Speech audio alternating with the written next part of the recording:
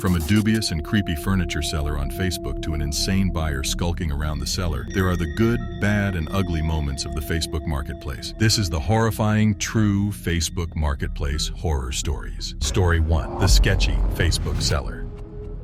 This occurred a few years ago when I was a college student entering my junior year. Before that, I had lived in the dorms, which were mandatory for freshmen at my university. I was moving into an off-campus house for my junior year. I would be living with 3 other girls that I was close friends with, which thrilled me greatly. The house was large with 4 bedrooms, a bathroom, and a kitchen on the upper level, and a living room, kitchen, and bathroom on the main floor. It also had a basement, and since none of us owned any furniture, I looked for some on Facebook Marketplace. I was aware that furniture was typically given away or sold for extremely low prices there. Since we would probably only use it for 2 years, I didn't care if it was worn or of poor quality. I spent some time browsing Facebook Marketplace and discovered some excellent possibilities. One that was simply across town and free was a couch that I liked. The advertisements claimed that because the owner had gotten a new couch, it was free and practically brand new. It took slightly more than 5 minutes to go to the seller's place. When I asked the owner if it was available, Ryan, the owner, said that it was. He seemed to be in his 40s or 50s based on his profile picture,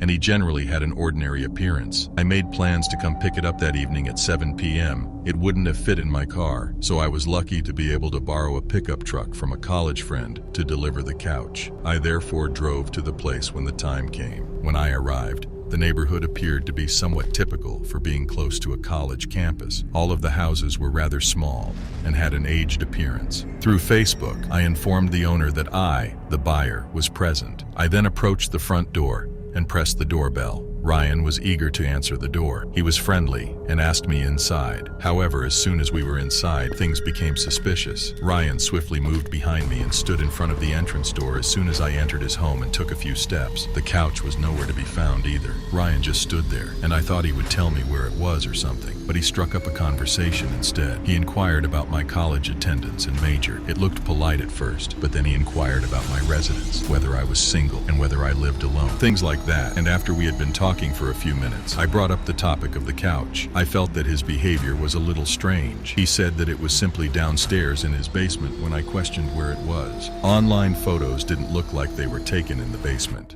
It appeared to be in the living room, not an underground dungeon, and if he knew he was getting rid of it, why wouldn't he carry it upstairs? I can recall seeing natural sunshine shining on it. Ryan went on to say that he couldn't lift the couch by himself. He would have taken it upstairs. That made sense, I suppose, as he was a rather slender man. But the couch wasn't one of those enormous ones. It was a little on the small side when it came to couches. He remained exactly where he was, in front of the front entrance, as though he were blocking it. Then, pointing to the basement door, he indicated that he was maybe 10 feet away.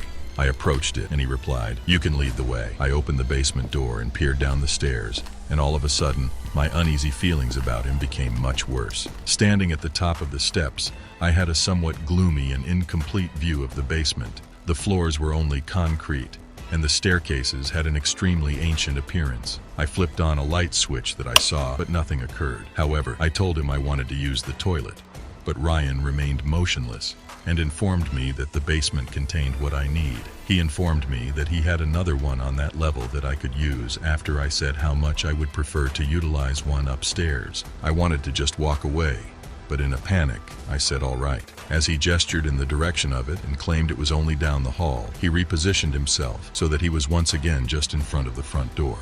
He remained where he was, and I headed towards the hallway. I heard Ryan approaching. As I was in a panic and didn't know what to do, I decided to call one of my friends who was on campus. Despite the extreme silence, I could hear the floor creak a short distance away. Even though I couldn't hear footsteps, I could tell he was getting closer since the house was silent. I made an effort to remain silent. Ryan appeared to be approaching me very slowly and softly. I had closed the toilet door, but I had no idea what he was doing.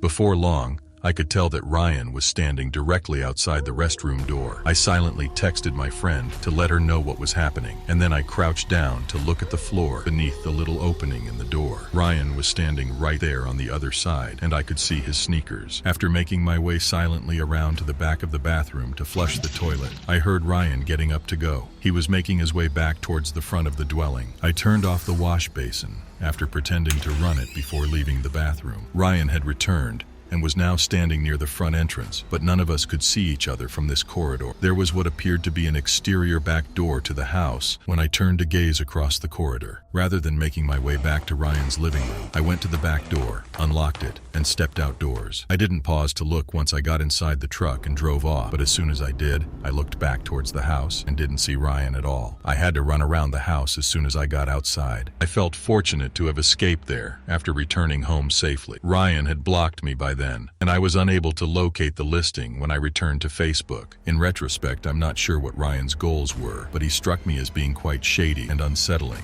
If you use any website, like Facebook Marketplace or Craigslist, I would advise you to learn from my mistake and meet in a public location if you have to meet at all. Facebook Marketplace can be a creepy place, but our channel can be creepier. Do you know why? Because we bring you mind-blowing and scary stories. Please subscribe to our channel, Top Scares. Don't forget to click on the like button and comment. Let us know if you enjoy these stories and what stories you want next. Story 2, The Insane Buyer from Facebook Marketplace.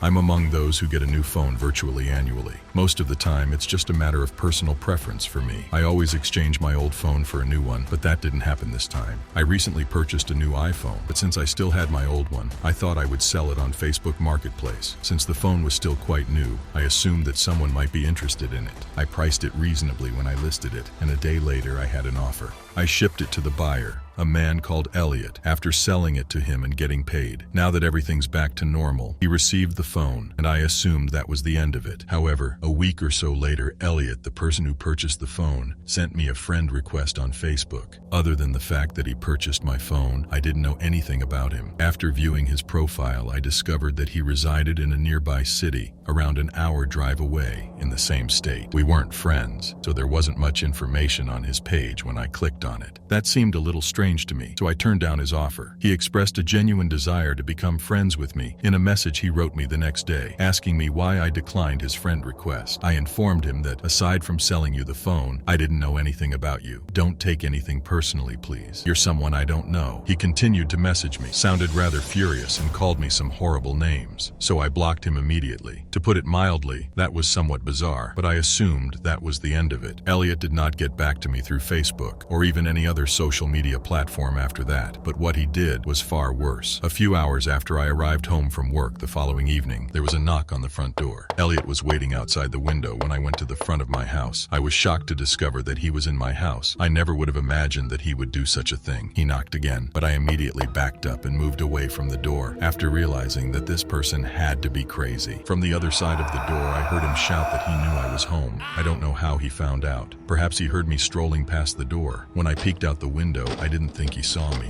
I still wasn't going to respond to it. Rather, I made a police call. I informed them about a man I met on Facebook who showed up at my house without notice or invitation and would not go. Although I was informed that someone would arrive soon, the cops arrived considerably sooner than I had anticipated. Elliot remained essentially on my front door. He did not attempt to barge in, but he also showed no signs of going. After speaking with him when the police arrived, they also spoke with me. Elliot was eventually forced to leave when they threatened to arrest him if he returned. Since then, I haven't seen him or heard from him, but even now I find it hard to accept that he did that. I believe we might have tried to sell or make purchases on Facebook Marketplace before. What was your experience like, and how was your encounter with them? Let us know in the comment section below so that we can learn from it. Have you ever been alone? You might want to check out our previous video, Disturbing True Home Alone Stories. See you in our next video.